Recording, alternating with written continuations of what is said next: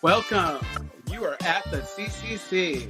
Where there are no outside issues. Hi, my name is Bonnie Violet. I'm a trans, femme, genderqueer, spiritual drag artist, digital chaplain, and person screaming over the music.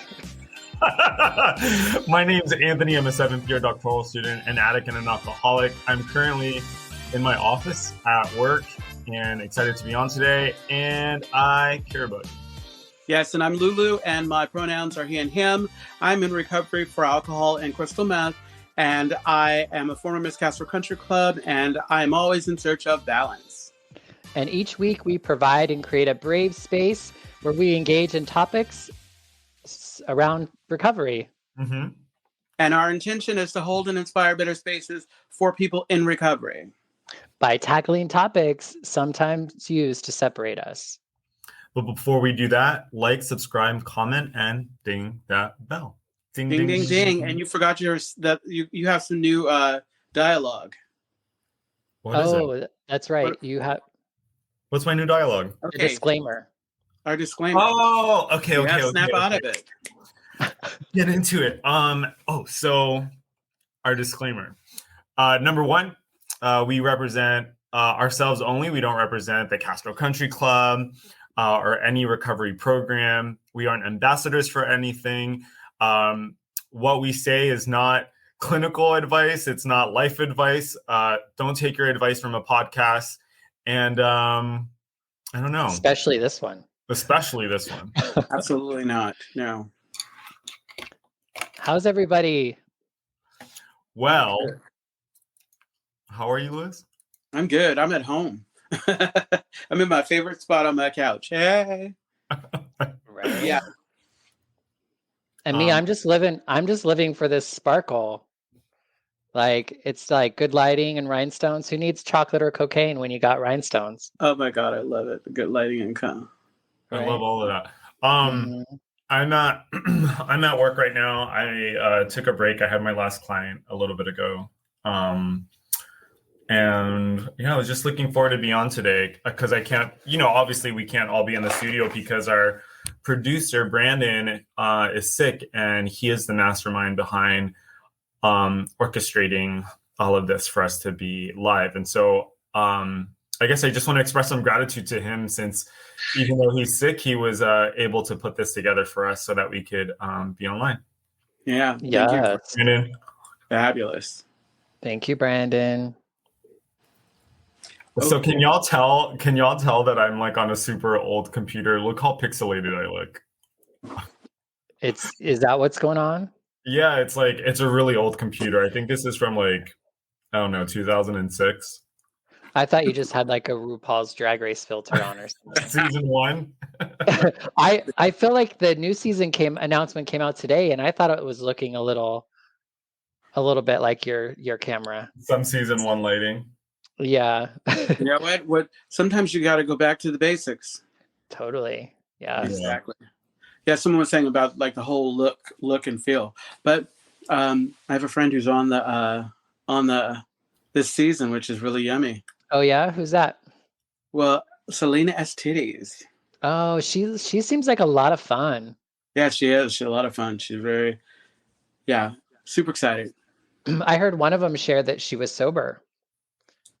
The girl from Seattle. Then that means there's more girls that are sober. Yeah, Irene Dubois, I think, was her name. Irene Dubois. Right on. That's Dubois. A good thing. Yes.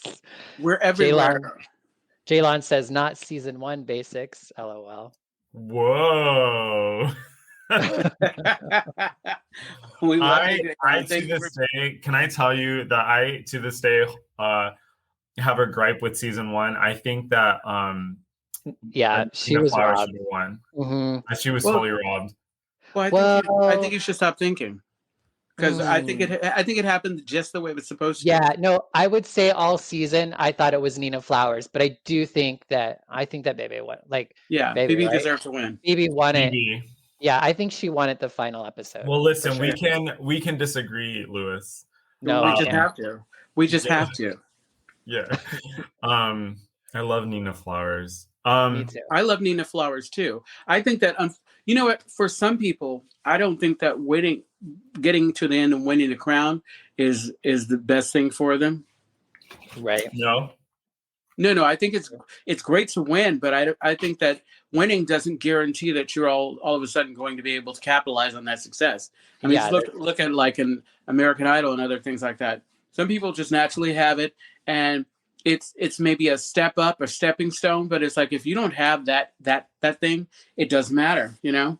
And there's plenty of girls that like Jujubee, say, who's never won any, but she still, you know, does a lot of the shows. She's the queen of third place. Oh, yeah. She's the Snapple of drag. What's her name? Susan Ricci? Or Susan right, Lucci. Susan Lucci? Was she like It took 13. It took 13 nominations, I think, for her to win a daytime Emmy. And yes, should we get to today's topic? Yeah, we're addressing our blues.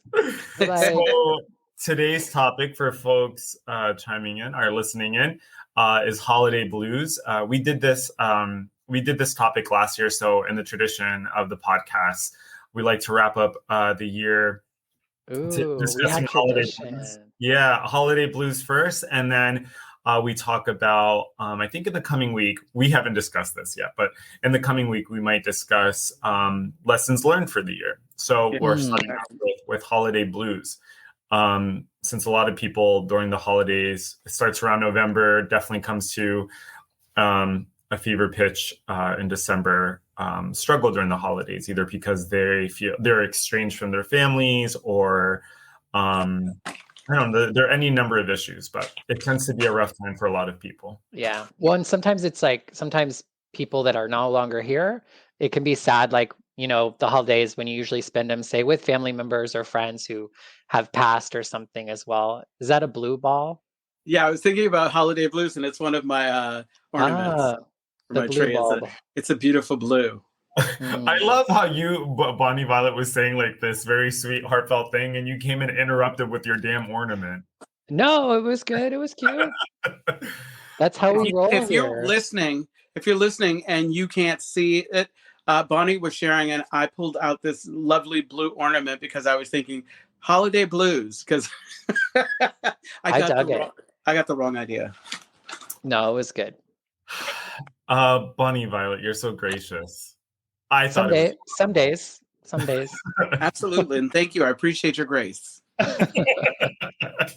So, are either one of you experiencing any holiday blues? I have a lot of potential for it, but fuck no. No, I have a lot of potential as well. I've decided that I think I've decided that I'm going to spend Christmas by myself, but I'm going to be intentional about it. I did something very similar at Thanksgiving, where I just, I love cheese and crackers and salami for like the holidays. And so I got those for myself and I sat at home and did that. And so I want to do something intentional with myself because it can't, I'm not allowed to go home and see my family, or I'm not like I can list all these like things that I could be sad about. And I have been sad about in the past. And this year, for whatever reason, I'm in a position where I can just be like, fuck that noise, at least today, like next week I might be all sad about it. But right now I'm looking forward to it. And I did decide that I'm going to come to the Bay. I was going to be in Idaho, but I'm headed back to the Bay for the holiday. I'll be on the East Coast. Go ahead, Lulu. No, I think that I don't have any, not even that low kind of great kind of depression that sometimes can come over. I think that like there are moments where I have FOMO because I miss spending time with family and friends, and then I see all these pictures of things happening, and I always joke and say, I want an invitation. I'm not going to go, but I want an invitation so I can turn it down. But no, I'm like with Bonnie. I think that I'm at the age like I get excited because I get to establish my own like traditions, Jalon says, pressure to produce Christmas or Xmas presents, #holiday blues. I gave that up years ago. Yeah. The presents? Yeah, I don't really give gifts or Yeah. receive I usually I'll save them till the new year. Like maybe if I like for Michael's thing on the 23rd, like we're gonna exchange. We're gonna do the white elephant. I've already bought the gift for that. That's probably it. And then yeah.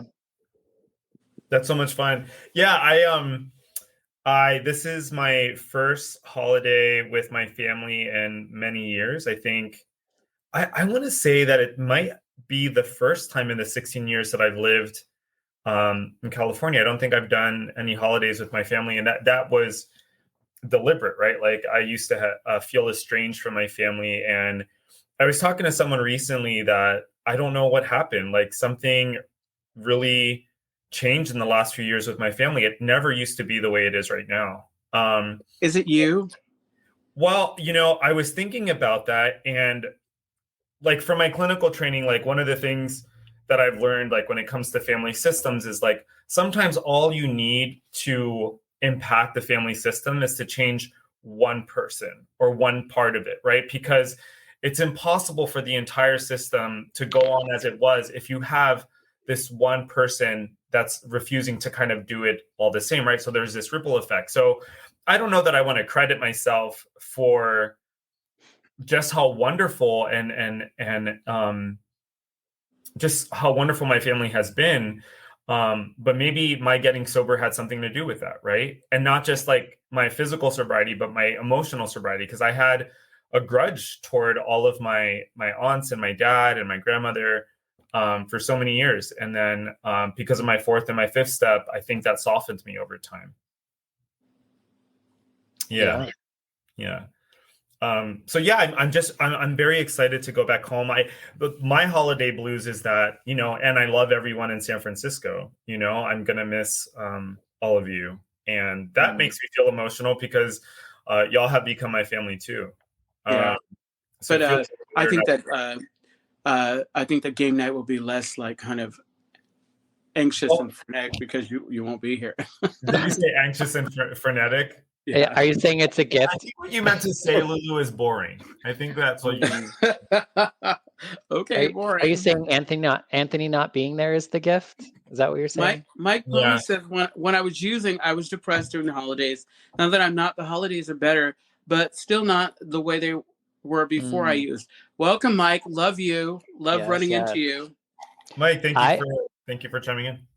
Yeah, that makes me think of like back when I was using. I remember one holiday is when I was using meth, and I was living in Phoenix, Arizona, and I went all out for Christmas. Like it was ridiculous, lights everywhere, and like it was everything. Well, meth. You pick one thing and then you obsess the hell over it. Yeah. Oh, yeah. And the thing that got me, and this is totally like unrelated, but I had everyone over, gift exchange stuff, and of course, one of my friends is like somehow comes over and has a handful of crap that he got out of the carpet because he's tweaking and needs to pick it out of the carpet or whatever. But that's so another glad. show. We totally have another show about. I know. I'm so glad that bad behaviors when you're tweaking in the past. I was going to say something, but no, I'll hold it. Why say it? No, I kind of lost my thought. I'm sorry. Yeah, I was listening to you. Yeah. I mean, I pretty much wrapped up my idea. My idea thought. What were we gonna say, Bunny Violet? I was just gonna say, like, are you? And we kind of started a little bit, but are you all big gift givers? In my family? Yeah. Oh, absolutely. Yeah. I used to be. My family, like my aunts are like professional gift givers. Like they're super thoughtful. They like to wrap presents together. What we've done, because it can get really expensive, my family's huge. What we've done is among the adults, we do a Secret Santa, and then the people that we buy gifts for are like the kids. Mm-hmm. Yeah, that's exactly how we do. It's like we make Christmas, and all of the gift giving, the crazy gift giving is about the kids, and then we just like exchange names. We don't do the Secret Santa, but we just exchange names, and then we have a nice limit, and it's cool. Yeah, one of the things I appreciate, especially in San Francisco, is that during the holidays, we tend to have like marathon meetings. Yeah. You know, that and one of the other things I love about like the recovery community is that you'll have people that'll have dinners, and they're open dinners that everyone can come to. I know at the Castro Country Club we did that with Thanksgiving, you know. And the club is having an event also on the 24th. I believe it's from 2 to 4, and lots of food, lots of kind of it's a lot of fun. Yeah, you know, I think maybe I'm trying to think of where like the blues comes from for me, and I think maybe it's because it isn't lost on me that, like, you know, the Castro Country Club and all of these other people, like those were the places I went when I felt estranged, you know, and I was having beef with my family. And I guess I'm just noticing that now, that I think that's what I'm there's some tenderness around for me, that I'm like, wow, these people have really taken care of me. And, you know, for the first time in a really long time, I'm not going to be spending the holidays with them.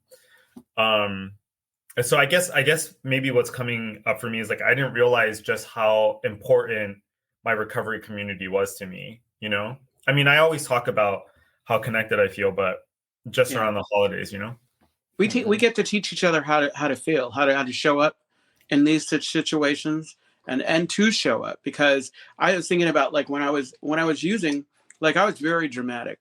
Like I remember I used to, even though I had invitations to different things, I wouldn't go, and then I would sulk because I'm like, oh, why am I alone, and woe is me, and all this good stuff or whatever. But now I know it's like I don't want to feel that darkness or whatever, and I don't want to feel left out. And so I'm going to put some things in place so that I make sure that like I'm surrounded by people who are loving me, so that I don't get caught up in that. Yeah. I feel that. Terry has a question. Someone want to read it? Sure. Do you decorate your living space for the holidays if you live alone and no one is coming over? Absolutely. I put my lights up. I have my little tree. And it's just simple and subtle, but it's just, I think for me that's important, because it can not feel like Christmas if my space doesn't feel a little warm like that, you know? Yeah. Last year was my first time having my very own Christmas tree, celebrating Christmas. I wasn't by myself, but it was my first time living alone. And having her, so I definitely put up a tree. I might invite a trick over, and they'll see the tree. I haven't put up a tree this year because I'll be with my family. Yeah. The cat's gonna like, rah! There's this TikTok where the cat, I guess, was left alone, and the tree's all nicely decorated, and the cat pulls it down and destroys the tree. And I'm like, I thought about you, Anthony. I'm all, yeah. My guy eats my cords. Oh. He loves like he loves the Apple charger cord. So I've had to wrap it in duct tape.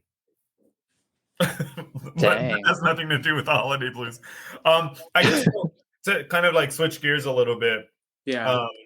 What are some things that the two of you have done or are doing to address like holiday blues?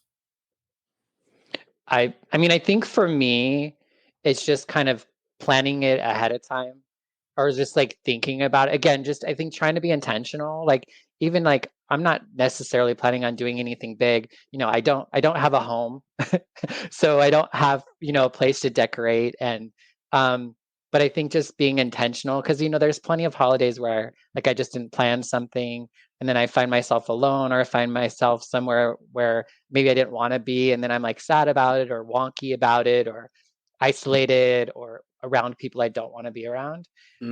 Whereas like I feel like just trying to be a little bit more intentional, and like thinking ahead, I think is a way to be helpful. And I think also just trying to stay connected. Even if it's not physically, if there's other ways to try to connect with folks. How about you, Lulu? I mean, that's the same. It's like, I think planning ahead, because if I wait too long, if I don't think about it ahead of time. But I remember talking to some of my closest friends, and we were thinking, what are we doing? Let's make some plans, you know, let's make some plans. I think that what's nice when I stay locally here, I can always plan everything around what happens at the club, which is a beautiful thing. Yeah, because at least I can go there. And for me, you know, it's really good. If I've got food in the fridge, I'm good because I have some days off. I will cozy up here, turn on the heater, and watch and stay caught up on shows. And I think that's a testament to continually doing the work, being in the steps, being in the fellowship, whatever. Because I think that when I'm firmly planted in the middle of lifeboat, if you will, I'm good, you know. And then I've got a higher power that is looking out for me, and I always have options, and I have my family, because my family locally, like, I know that if I wanted to spend time with my family, I could reach out, and because we do the 24th, we also have brunch or do things on the 25th, but then there's other stuff that happens on the 26th. Like we just make an extravaganza. Oh God, I think I probably will connect because I haven't had chitlins in a long time, and gumbo. We do chitlins and gumbo. That's kind of a tradition, and that's a tradition that I am always happy to bring leftovers and cook them at my job so people will smell everything. Yeah. So, I mean, I think really encouraging our listeners, or maybe people who are new in recovery, or maybe, like, I think for some people, maybe the holidays might even, you know, maybe challenge someone's recovery. So, you know, I think just like any other time when we plan to go to a bar, or we plan to go see our family or whatever, you know, depending on what program it is, you know, like with Al-Anon, you know, we talk about, like, or even AA, we talk about meetings before or meetings after, or calls with sponsors or sponsees, or potentially even bringing somebody with, to kind of like help you through that process as well. So again, I think it's all just kind of about planning and being willing to like use your resources. Yeah, like I think it is so important through this. Like, even if you feel like I think about early recovery and the times when I did not plan, or I deliberately said, "Oh no, I want to not be around people," because that's another thing I will say. Oh, I don't want to be around people. Fight that urge. Yeah. Fight that urge. Even if you just go out for a little bit. Even if you go out for a little bit and connect with people, go to a movie, do whatever, so that you know you are connecting. Because I think it comes down to staying connected. Right. Well, and even if it's about just going and being of service, you know, because Absolutely. there are Other thing. if nobody goes to the meeting, it's crazy hard to find find volunteer commitments. Like we used to always like try to volunteer at Glide or other places, and it's like book tight. You know, you gotta get. It's the one day out of the year some people decide to volunteer, you know. Yeah, but sometimes being a service is just being present. Like, I mean, just showing up, right? Yeah, exactly. Because I know that with those marathon meetings, like a lot of times they're at the last minute, they're looking for people to secretary them. So you want an opportunity to secretary? Show up, girls, show up. Yeah, and like marathon meetings, for folks who may not know or know that term or whatever, is sometimes on holidays, like some places like the Castro Country Club or other Alano clubs or recovery places around the country. You know, they have times where they'll have like just meetings every hour or so, you know, on the hour, or, you know, every other hour. There'll be some sort of schedule, and maybe even social in between. So if you might look for something like that in your area as well. I'm sure there'll be online ones too. Yeah, and over the phone. I think the takeaway here is, you know, like has been said before, you don't have to do anything alone. And I want to repeat what Lewis said, is like, if you have this impulse to stay home and sulk, fight it. You know, there's just no reason for that. Yeah, it's hard to fight it once you're in it, though, you know. So it's like, I know, and if you end up in it, you know what you can do? You can listen to old episodes of us talk. Right. Sometimes we just have to be sad, and sometimes we just have to go through some of those difficult feelings. And so this is true. It's like, you know, one of the gifts of this recovery early on is understanding that in every life some rain's got to fall. You know, I would like to be happy all the time, but that's not a balance. That's not being balanced. Yeah.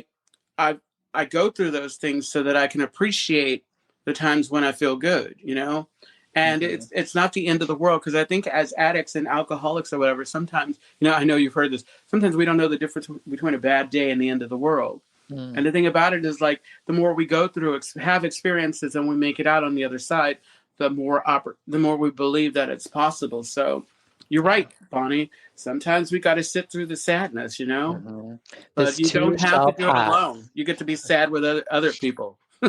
Yes.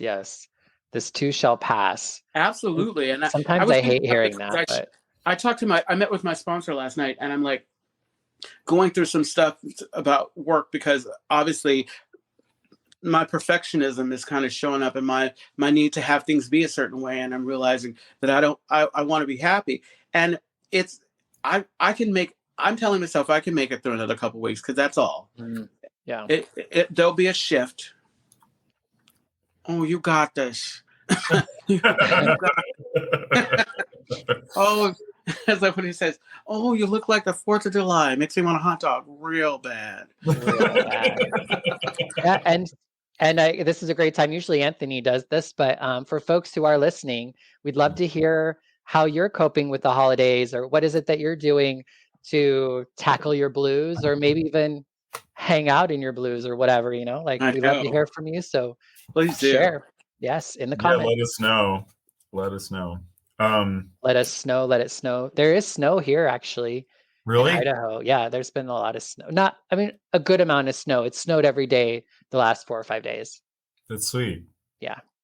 Yeah, I'm hoping it snows back home. I'll send y'all pictures. It's so I come from a small city in Pennsylvania, and it's known as the Christmas City, and it is absolutely beautiful during the holidays. There's like horse and carriages and people dressed in like old-timey clothes, and all of our light posts are donned with like trees. Gay apparel. I was thinking gay apparel. Well, those are all clothes. Oh, you guys are so obnoxious. Get out of my face. Well, Anthony, I was going to ask you, it's like being Puerto Rican, it's like, are there traditions? Puerto Rican.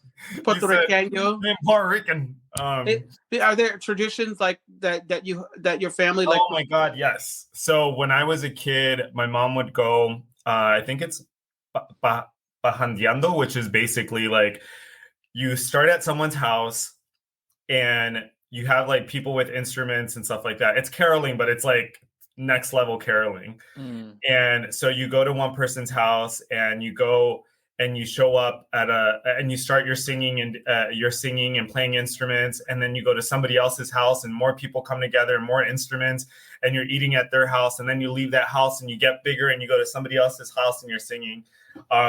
So we used to do that. I don't think my family does that anymore, but that's definitely a tradition that we had.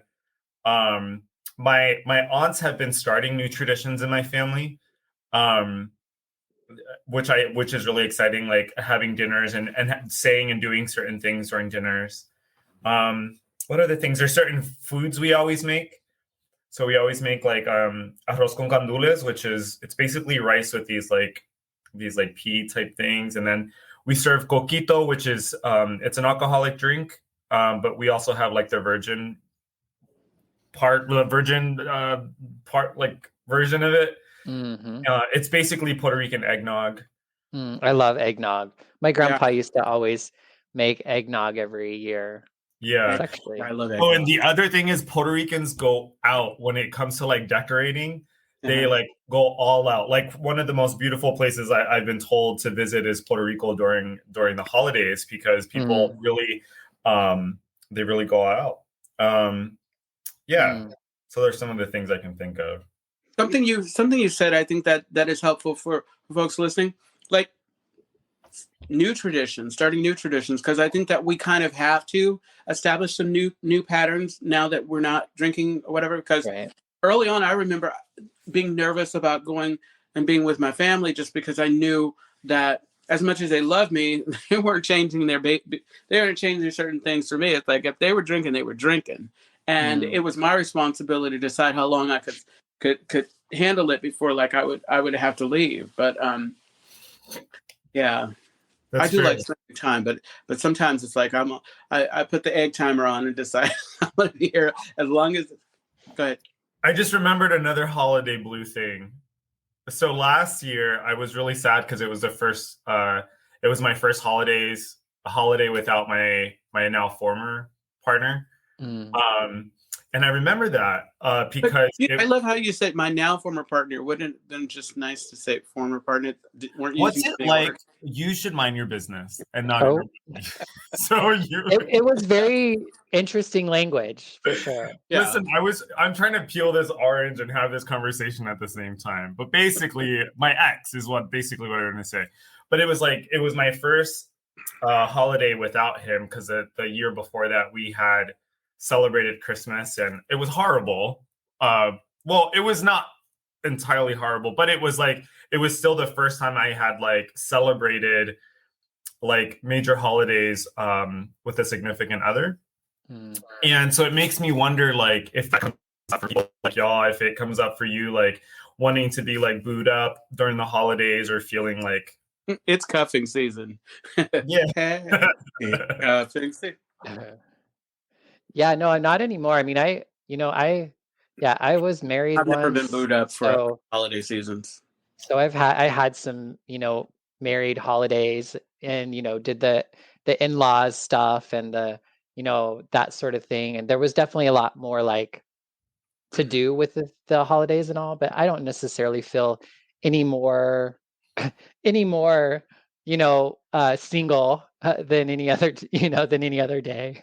I just don't know how I'm going to handle this holiday season without you, Anthony. Aww. What is that all about? I thought Anthony and I had something going. Now you two have something going. Yeah. I love how your facial expression changes. Yeah, no one can see it, but I was really disgusted. You were disgusted. It was you had that look of oh, they know. You were supposed to keep it a secret. That's what the look was. Just for folks who aren't watching. My screen must be extra pixelated if that's what you saw. That's what I saw. Okay, yeah. I can we take a moment just to really appreciate my lighting? You have the best lighting. I love my lighting too. Yeah, the way my grays come in, it's I'm yes. Yeah, you're the one who, next time you have to up your game, Anthony. Yeah, and maybe use a computer that's not the first computer.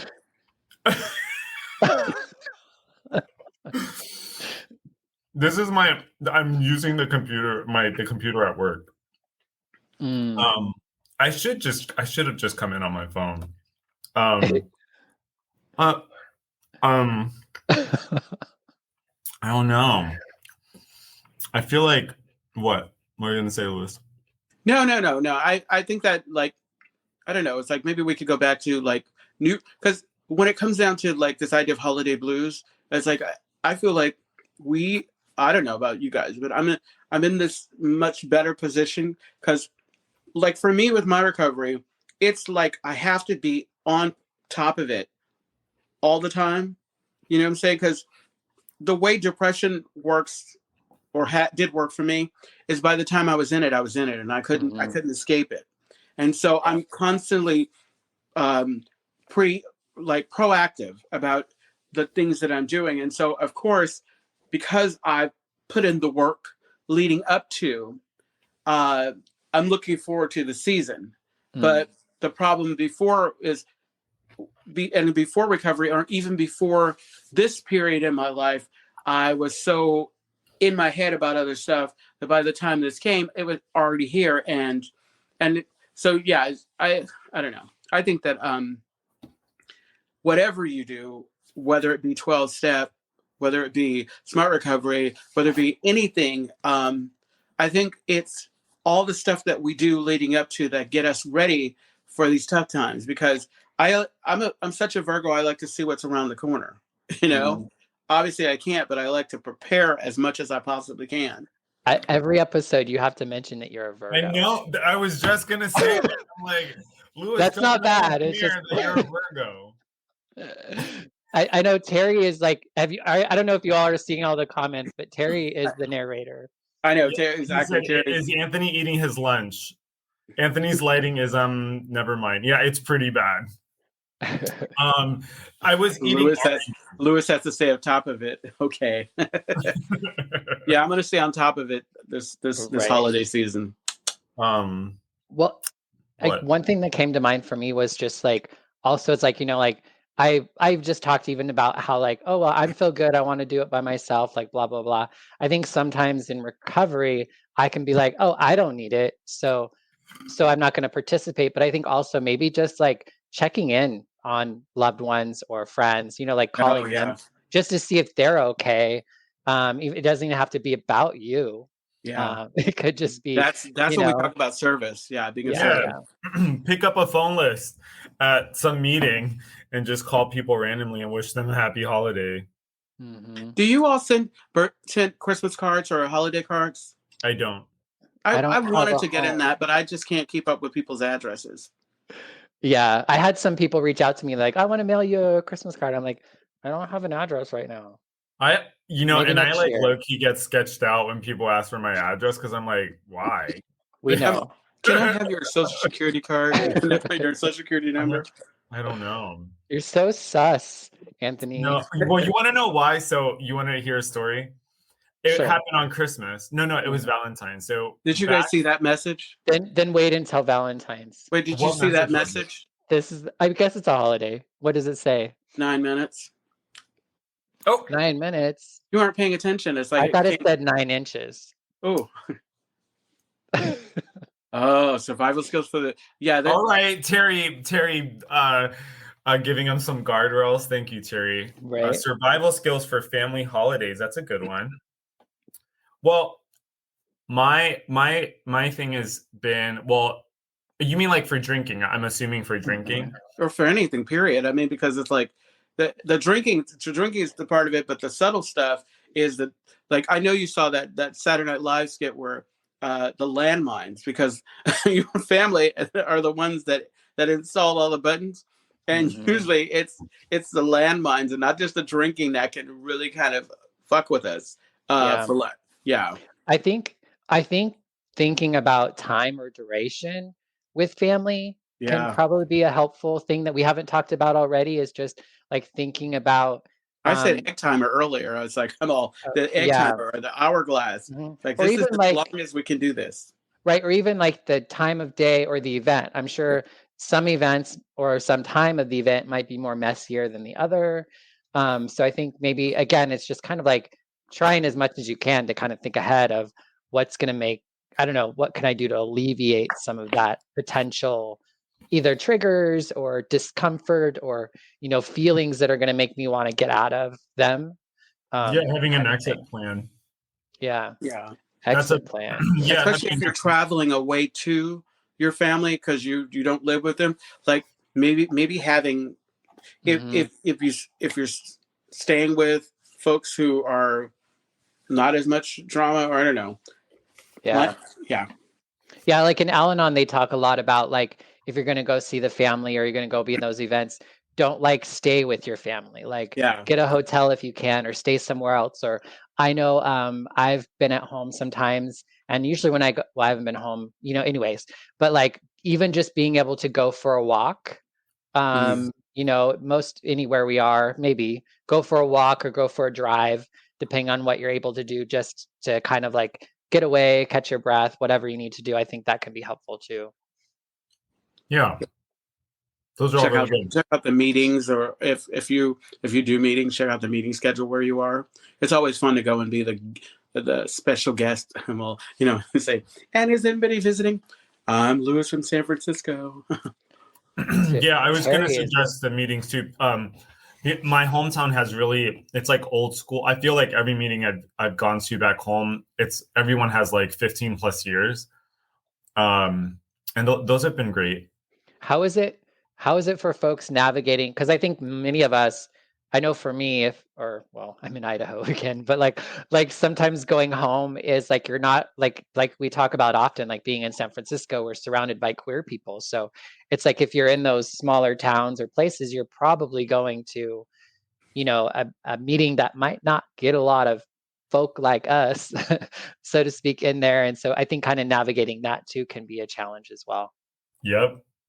I think those seem to be the times, and it happens rarely because a lot of times I'll go home, and I'm throwing the term home loosely because home is like is where the heart is. I'll go visit family because home is here. Home is here now because we don't have we no longer have a home like where my parents raised us because everybody's kind of spread to the wind or whatever. But when I go visit them, I usually get so caught up in being with them because I time the amount of time I'm there. So I'm super excited. The magic of me has not worn off because if I stay too long, all of a sudden they move me out of the big room and onto the couch, and then I start cleaning and whatever, and I time that right.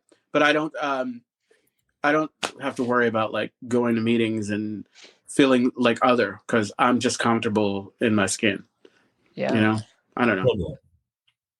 Well, and I think again, it's by going to meetings though in those places too, as queer folks, there might be queer folks in the area. So absolutely. I think there's that element. And I know for me, I got sober here. So I didn't get sober in queer meetings. Queer meetings was something I was able to find later on. Ben has a comment, I think. Benji. Aw, hi Ben. Ben. So grateful for this pod. Feels so validating hear you discuss these relatable experiences. Absolutely adore you, Benji. Thanks, Benji. Ducking out for online meetings is good too. Oh, I know. When I first read that, I thought it was like fucking, but you've been thinking that a lot. It's like Bonnie, what's going on, huh? Girl, it's been almost 2 years, so it's not. Okay. It's not that. All right now. Anyway, let me tell my story real quick. Oh, is it Valentine's? We thought you were eating. I thought Terry saved that. I thought Terry saved us from that already. I need both of you and Terry to back up. So many years ago, I think I was 18 or 19 years old. I was living in New York City. I was drinking like crazy. My boyfriend at the time was also drinking like crazy. I had just broken up with him. And one night, I was sleeping at my friend Rachel's house in our dorm. I was sleeping at my friend Rachel's house and Rachel's apartment dorm. And we had house door. It was a mattress in the middle of the street. So I was staying at my friend Rachel's, and very long story short, the guy that I started dating after I broke up with this other guy, literally in a span of days, he and I were sleeping on her sofa couch. And I remember thinking to myself, oh, the guy's name was Tyler. I was like, oh, I think I remember Tyler being on my right side. Who's on my left side? And so it turns out that my ex had broken into her room while we were sleeping, and he crawled into bed with me and this other guy. And he's whispering to the other guy, who the fuck are you? And he's drunk out of his mind. Very long story short, we had to call the cops. The ambulance showed up because he was threatening to kill himself. And maybe that's where my paranoia comes from. Terry, I think Terry said it. Wow. Well, that ex-boyfriend and I, he and I are actually, we're really good friends. Wow. He's married now. That was a very long time ago. Very long. I'm feeling triggered. Right. We trigger warning. This is what happens when you chain smoke. Oh, it must be that time. Yes. Hi. So if you want to get in touch with the Lulu, you can catch me on the gram at Lulu86. You can DM me, send me messages. I will respond. There's pictures and lots of fun. And you can connect with me, Bonnie Violet, at A Queer Chaplain on all of the things. And you can find me on Instagram at alucasccc. Thank you, everyone who's been sending me messages about things that we've discussed. That's been really cool. And you can also find us on our new Instagram account at the CCC podcast. Yeah, and you might see some things on TikTok too. Louis and I are trying to get some things out on TikTok a little bit. Yeah, absolutely. If you want to send us a message, send us an email, you can email us at podcast@castrocountryclub.org. Or if you're feeling extra chatty, do you want to do this? No, go for it. No. Or if you're feeling extra chatty, you can leave us a message on www.speakpipe.com/@the-CCC. I just didn't know if you Yes. needed to chew. So the Castro Country Club is a safe and sober community center for all people and a refuge for the LGBTQ recovery community. We provide programs and services that help people change their lives by supporting personal growth. Our vision is to reduce the suffering of addiction by connecting people to community, opportunity, and support. You can find more information at castrocountryclub.org. Yes, and tune in every Tuesday at 4 p.m.-ish when we go live on our Castro Country Club Facebook and YouTube channels. 4 p.m. Pacific Standard Time. I would say, which Tuesday is that, Anthony? Every Tuesday. All right. And find us wherever you listen to podcasts at the CCC. Yes. See you Thank next week. And As usual, we love you. Bye. hang in there. Happy holidays. Woo, woo, woo.